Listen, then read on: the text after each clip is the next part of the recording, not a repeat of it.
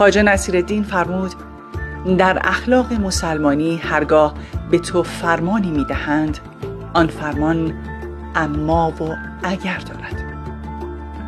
در اسلام تو را میگویند دروغ نگو، اما دروغ به دشمنان اسلام را باکی نیست. غیبت مکن، اما غیبت انسان بدکار را باکی نیست. قتل مکن، اما قتل نامسلمان را باکی نیست. تجاوز مکن، اما تجاوز به نامسلمان را باکی نیست.